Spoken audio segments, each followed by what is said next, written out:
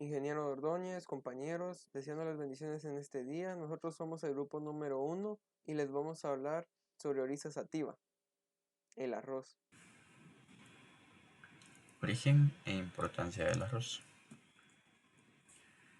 Existen varias versiones sobre dónde se originó el arroz, pero se tiene constancia de que se inició a cultivar en el continente asiático, concretamente entre la India y China. Esto hace unos 7000 años aproximadamente, y posteriormente, o 2000 años después, pasó a Tailandia para expandirse aún más años más tarde hacia Camboya, Japón, Vietnam y Corea. Para entender cómo se realizó esta expansión o cómo se trasladó hacia otros continentes y países, debemos de analizar que el continente asiático y concretamente China y la India eran países muy que tenían relaciones con el resto del mundo, constantes relaciones, sobre todo de productos, de granos, como es el caso del arroz.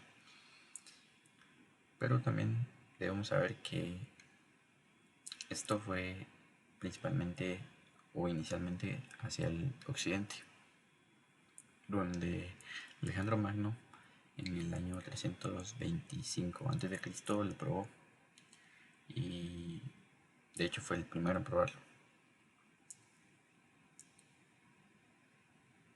Así se fue expandiendo hacia el resto del mundo. Su llegada al Mediterráneo data unos 350 años antes de Cristo. En Mesopotamia, de hecho, estaba muy extendido por el comercio entre China y la India. Los griegos y los romanos lo utilizaban más que nada como recurso medicinal, más que como alimento. Como mencionaba antes, llegó el arroz primero al occidente, esto a través de la India. Por esa época Teofrasto lo mencionó, Teofrasto, un filósofo griego muy reconocido hasta hoy en día. Lo mencionó en su libro La historia de las plantas, así como lo hizo también un gastrónomo muy reconocido en esa época, de nombre Marco Gavio, el cual lo definió de la siguiente manera: un almidón desleído en agua, de aspecto ingrato y sabor agradable, y lo denominó Sucus orice. Los árabes en ese momento ya lo habían introducido a Egipto, pero con la llegada del Islam lo introdujeron también al continente africano. Se rumora que también los árabes lo llevaron a España, pero hay otra versión que dice que ya existía en España y que concretamente en la región de Levante. Pero esto no han llegado a una conclusión, así que no se sabe realmente si ya existía o lo trajeron los árabes a España. Lo que sí es cierto es que en el año 1512 los españoles terminaron de adaptar este cultivo a su región, ya que en los años anteriores no existía, pero no lo habían logrado adaptar y no tenían el rendimiento requerido.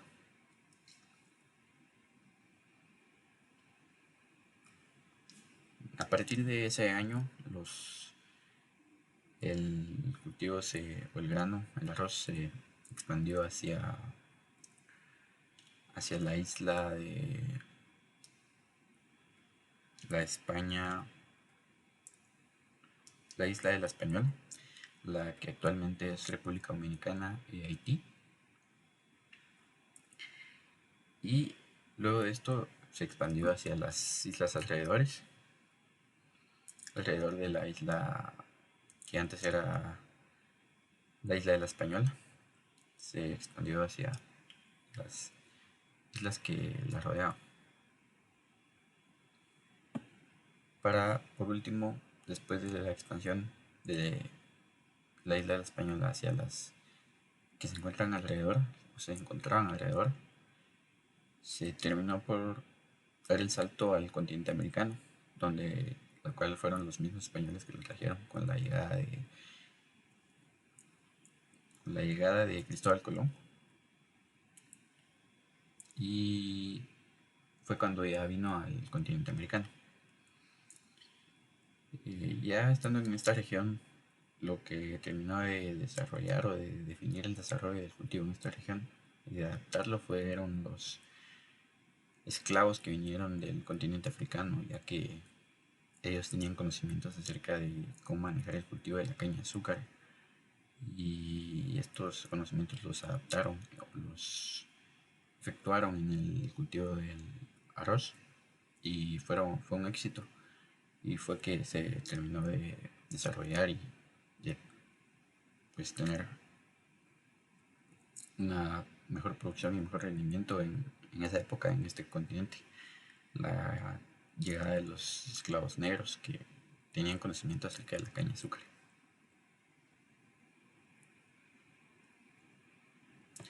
Debido a la versatilidad y a la capacidad de funcionar y de combinarse que tiene el arroz como alimento, pues es hoy día uno de los principales pilares de los cereales a nivel mundial en toda Latinoamérica y se consume y es pues un plato principal en la mesa de cada uno de nosotros. Pues vino hace 500 o más de 500 años y pues vino para quedarse. Y hoy ya es parte de nuestra cultura y de nuestras tradiciones. Ahora vamos a ver la importancia que tiene el arroz en nuestra sociedad. Es la semilla de la planta Oryza sativa, el nombre científico. Es el cereal más producido en el mundo, solo detrás del maíz, por lo que podemos ver de la gran importancia del arroz.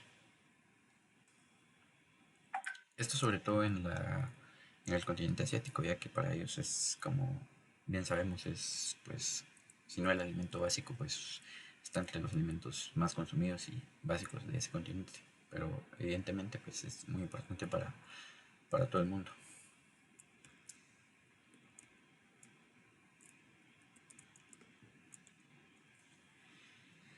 El principal aspecto o el principal aspecto el principal aspecto del importante del arroz pues radica en su contenido nutricional, ya que el arroz es un alimento básico para casi la mitad de la población del mundo, ya que es muy rico en carbohidratos compuestos, que hace que se asimile y que produzca una sensación de saciedad, además que suministra glucosa a la sangre, lo que permite que los niveles de azúcar se estabilicen, lo que lo hace pues muy versátil y muy beneficioso para las personas que padecen de alguna enfermedad, como por ejemplo la diabetes. Pues en la diapositiva que estamos viendo se puede observar pues es de la producción y el rendimiento del arroz a nivel mundial. Como podemos ver está en una columna los países y la producción en toneladas métricas. Primero está el mundo como conjunto de todos los países, el cual tiene en total una producción de 499.310.000 toneladas métricas, que es la suma de pues, todos los países que lo producen. Y como podemos ver y como pues podríamos suponer, China e India están en los primeros dos lugares con 146.730.000 toneladas métricas y 118 millones de toneladas métricas India. Así podemos ver a Indonesia, Vietnam, Bangladesh, Tailandia, Myanmar, Japón, Brasil, Filipinas, Estados Unidos, la República de Corea, Colombia, Perú, Venezuela y hasta abajo está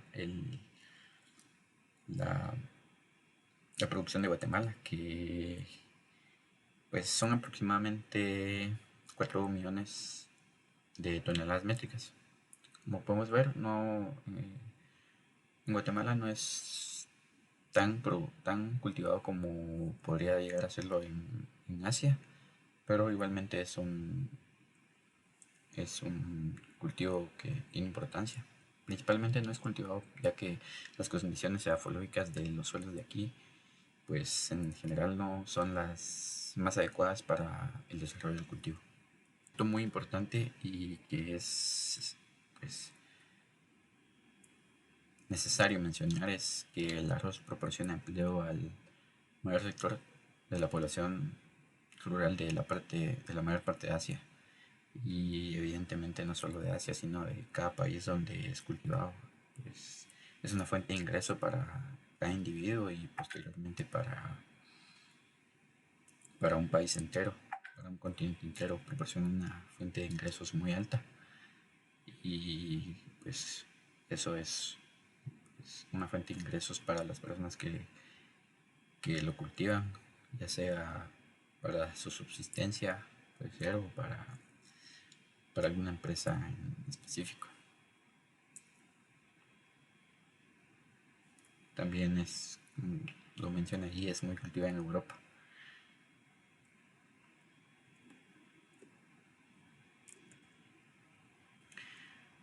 El arroz también sus derivados también son utilizados en otras cuestiones que no son alimentos, como pueden ser las bebidas, que como muchos otros cereales también pues tiene otros usos. En este caso hay una bebida alcohólica llamada shake que es muy popular, sobre todo en Europa, y también es utilizada en la cosmética, ya que de los derivados, principalmente del arroz, pues tiene su más importante componente son los hidratos de carbono, ya que es un elemento esencial para suministrar energía al cuerpo. Y pues básicamente es muy amigable con las dietas de cualquier persona, más si padece alguna enfermedad y su dieta es limitada. Pues el arroz es una variante muy importante, ya que permite o le da esa versatilidad de que tiene un beneficio muy alto y que pues es muy versátil a la hora de combinarse con otros alimentos. Por si fuera poco, también hay ciertos minerales como el fósforo, el hierro, el potasio y vitaminas, además de disponer de aminoácidos esenciales para nuestro cuerpo. Y por último también contiene cantidades importantes de tiamina, riboflavina, niacina, que estas son vitaminas del complejo B, y su aporte calórico es de 350 calorías por cada 100 gramos, y pues evidentemente su contenido de grasas es bajísimo. Todo dependerá de cómo se combine y cómo se acompañe el arroz, pero como vemos es un cultivo, es un grano de mucha importancia mundial, no solo en nuestro país, que en realidad no es tanto como en el continente asiático, donde es pues mucho mayor, y en el continente europeo. Gracias. Taxonomía del arroz. Pertenece al reino vegetal. Por reino vegetal se entiende toda la variedad de plantas que existen en el planeta, que también es conocido como reino Plantae. Se calcula que existen más de 300.000 especies descritas de plantas y curiosamente la mitad se encuentran en los ecosistemas tropicales, pues las condiciones climáticas y el efecto del sol propician esta circunstancia. A pesar de la gran diversidad, la mayoría de plantas comparten algunas características similares. Por ejemplo, son verdes, realizan la fotosíntesis y viven en el suelo casi en su totalidad. En cuanto a su estructura, las plantas presentan tres partes diferenciadas: las raíces, los tallos y las hojas. Las raíces forman su parte subterránea y las estabilizan en el suelo, siendo su función principal absorber el agua y los minerales de la tierra. El tallo es la parte esencial de la planta y sus tejidos también almacenan agua y alimento. Existen tallos herbáceos y leñosos. En cuanto a las hojas, es donde se realiza la fotosíntesis, el proceso de asimilización de la luz solar, el agua y el anhídrido carbónico que se transforma en sus nutrientes principales. Pertenece al subreino Embryobiota, las plantas terrestres formadas por los descendientes de ciertas algas verdes que se caracteriza por poseer una serie de adaptaciones para la vida fuera del agua y que son por lo tanto los responsables de la colonización de la tierra por parte de las plantas. Pertenece a la división Manoloeófita. Manoloeófita es el nombre del taxón ubicado en la categoría taxonómica de división, que en el sistema de clasificación de Cronquist consigue su circunscripción con los que en los otros sistemas de clasificación son las llamadas angiospermas. El nombre deriva del género Magnolia, el cual necesariamente está incluido dentro del grupo, seleccionado por algunos autores para dar el nombre al grupo por ser un género representativo de las que en su momento se creyeron las angiospermas con más caracteres ancestrales retenidos, comúnmente llamadas plantas con flores. Son las plantas con semillas cuyas flores tienen verticilos, ordenadas por sépalos, pétalos, estambres y carpelos. Pertenece a la clase Liliopsida, nombre que proviene del género modelo Lilium. Son un grupo de plantas dentro de la categoría clase, más conocidas como monocotiledóneas. Es un grupo que comprende unas 50.000 especies que se caracterizan por: son generalmente herbáceas, siendo raras las leñosas. El sistema radical es adventicio, no tienen cambio. Con los nervios paralelos o pinnados.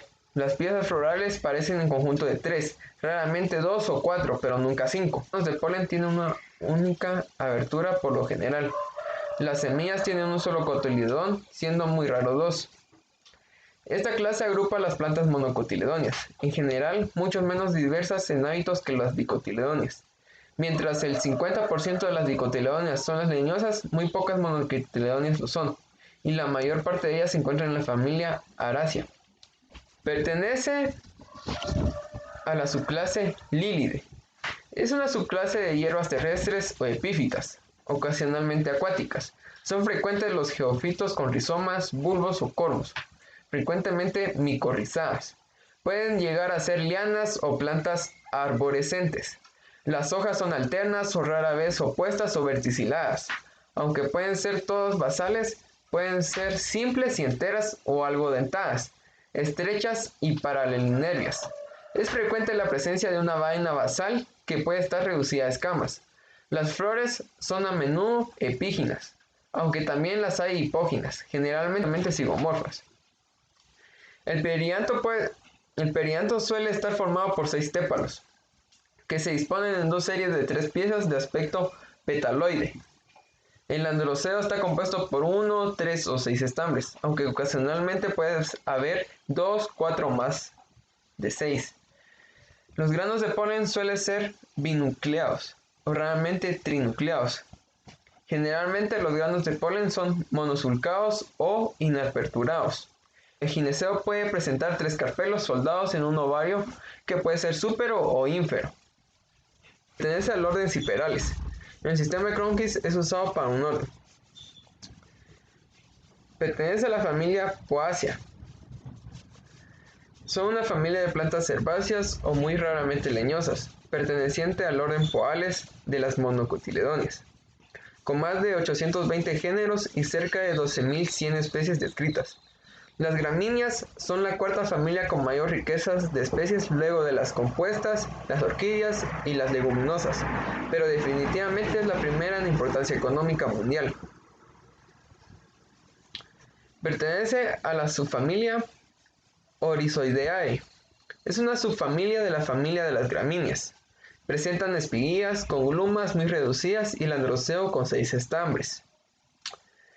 El representante más conocido de la tribu Oryzaceae es el arroz, o arroz asiático, Oryza sativa, uno de los cultivos más importantes del mundo. Pertenece a la tribu Oryzaea. Oryzaea es una tribu de hierbas de la subfamilia Myrtaceae, perteneciente a la familia Poaceae. Pertenece al género Oryza. El género Oryza tiene más de 24 especies silvestres que crecen en regiones inundadas, semisombreadas y bosques en el sureste asiático, Austria, África, Sur y Centroamérica.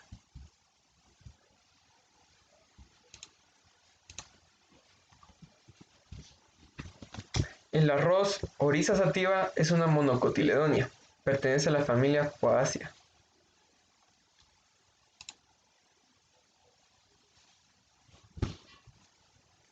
Descripción botánica. Son plantas anuales, tallos de 40 a 150 centímetros, inflorescencias en panículas, hojas alternas, envainantes, espiguillas comprimidas lateralmente con una flor, glumas esquamiformes, lema con pelos adpresos, sobre todo en los nervios, aristada o mútica, fruto cariopsis. Bueno, son plantas anuales, con tallos de 40 a 150 centímetros de alto, vainas glabras, lígula de 7 a 30 milímetros de largo, glabra, láminas de 24 a 60 milímetros de largo y 6 a 22 milímetros de ancho, glabras también. Las inflorescencias en panículas de 9 a 30 centímetros de largo, laxamente contraídas. Las ramas inferiores con hasta 13 centímetros de largo, de 1 a 3 juntas. Espiguillas de 7 a 10.9 milímetros de largo y 2.5 a 4 milímetros de ancho. Oblongas. Lemas estériles de 1.5 a 4 milímetros de largo. Lema fértil de 7 a 10.9 milímetros de largo y 1.6 a 2.5 milímetros de ancho, escabrosa sobre y entre las nervaduras, sin arista o con una arista hasta 7 centímetros de largo, anteras 0.8 a 2.4 milímetros de largo, amarillas. Es una gramínea anual con tallos erectos, redondos, huecos y compuestos por nudos y entrenudos. Hojas alternas, envainantes. Lámina plana, vaina con aurículas ciliadas. Lígula aguda, inflorescencia espiguillas comprimidas lateralmente, con una flor. Glumas esquamiformes, con pelos adpresos sobre todo en los nervios, aristada o mútica, y el fruto es cariopsis. Requerimientos nutritivos.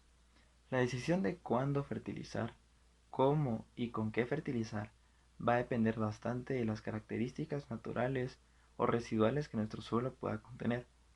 También puede afectar bastante el tipo de arroz que nosotros vayamos a sembrar y en qué manera estos estén sembrados. También pueden haber otros factores inherentes que le afecten. Existen tres elementos principales que son los necesarios para el arroz. Estos son el nitrógeno, fósforo y potasio. El fósforo necesita ser absorbido en fórmula P2 o 5 y el potasio en fórmula de K2O. Estos dos pueden aplicarse al arroz antes de la siembra o al momento de la siembra, ya que esto ayudará al arroz a crecer de una mejor manera y es el momento en que lo puede absorber. En cultivos de arroz donde reciben un riego constante, se requiere de que se le aplique fósforo o potasio después de 15 días de haber sido germinada la planta. En el caso del nitrógeno va a cambiar bastante, ya que el nitrógeno sirve para el crecimiento de la planta. Este se puede aplicar con el caso de la urea, ya que este contiene nitrógeno, y se puede aplicar en la planta a los primeros días de crecimiento, en la fase de siembra o también incluso antes de la floración de la misma planta de arroz. El nitrógeno se va a ir separando por tres fases. En la primera, de 15 a 20 días se puede aplicar el 30% en nitrógeno. De los 31 a 35 días se puede aplicar el 40 o 50% en nitrógeno. Y de 60 a 75 días se puede aplicar hasta el 100%. Llegamos al punto de recalcar nuevamente lo del nitrógeno, ya que este tiene bastante impacto en la planta, tal es la manera de que ayuda al crecimiento del tallo, a la producción de más tallos en la planta, al crecimiento de las hojas para que éstas puedan ser más grandes y puedan obtener más energía solar. También podemos mencionar que el fósforo y el potasio son importantes para el crecimiento radicular de la planta. De esta manera, si faltan los tres o alguno de los tres, vamos a notar cambios drásticos en la planta. Tal es el color de hojas amarillentas, un pequeño tamaño y hojas diferentes de las demás. Ecología del arroz. Ideal para climas tropicales húmedos, donde el agua pueda regular la productividad del mismo. Se recomienda tener mucho cuidado en tierras altas, ya que se debe tener diferentes tipos de cultivo para que el arroz crezca. La temperatura mínima para que el arroz crezca en la fase de germinación es de 10 a 13 grados. siendo la temperatura ideal para la misma de 30 a 35 grados centígrados. En diferentes partes y dependiendo del tipo de cultivo o la forma en la que se esté sembrando va a depender el clima. Se recomienda que esté de unos 20 a 25 grados centígrados después de la fase de germinación. En el caso de que la temperatura sobrepase los 40 grados centígrados, tengan por seguro de que el arroz no va a germinar y ni siquiera va a producir. También pueden afectar otros factores a los cuales podemos agregar el tipo de suelo en el que se encuentre, el entorno y la cantidad de humedad y de agua que contenga la misma siembra de arroz. Tecnología de producción. Con el paso del tiempo, la población ha incrementado.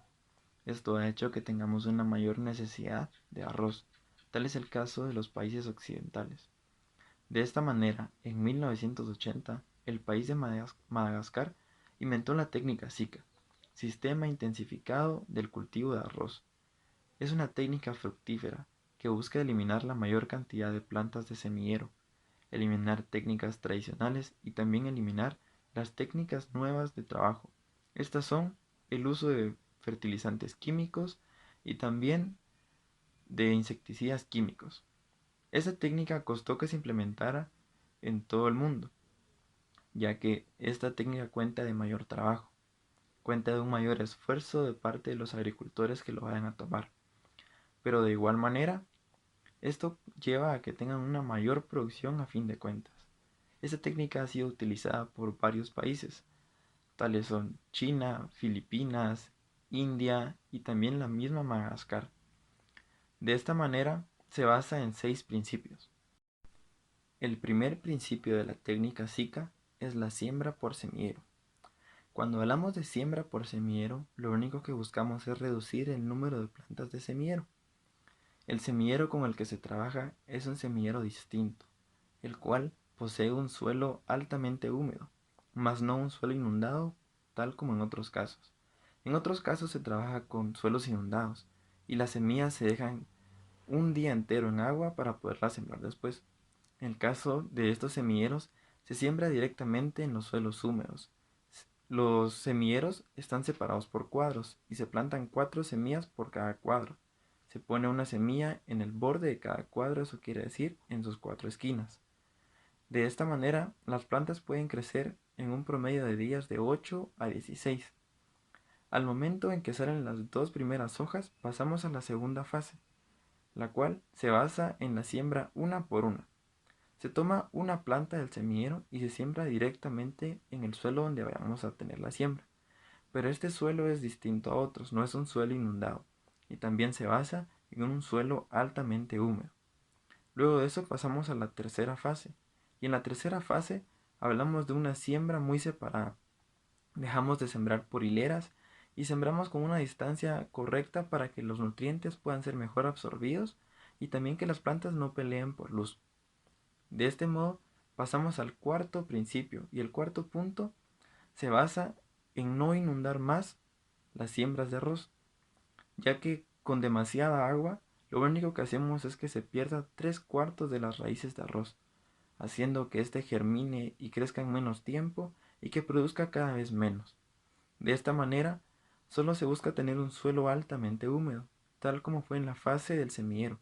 Se sigue teniendo la misma característica de suelo, bastante húmedo. Y también se recomienda que se inunde la siembra una vez a la semana, exactamente una vez nada más. Luego de esto pasamos al quinto principio. El quinto principio es el desmalezamiento. Solo se recomiendan 2 desmalezamientos obligados. El primero en los 15 días después de la siembra directa y el segundo a los 30 a 35 días después de la siembra directa. Si se quiere, se puede dejar la maleza después, pero también pueden recurrir a tener distintos tipos de desmalezamiento después de estas fechas establecidas.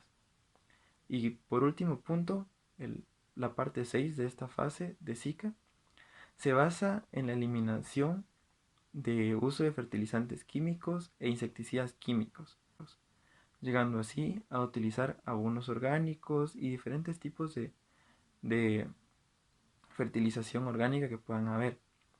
También se busca y tratan de fertilizar con abonos de hojas los cuales las hacen de hojas de plátano que les pueden dar potasio a la planta de arroz, y también en la de leguminosas, que estas pueden dar nitrógeno a la planta de arroz. Muchas gracias por su atención. Nosotros fuimos el grupo número 1 con el tema Oryza sativa, el arroz.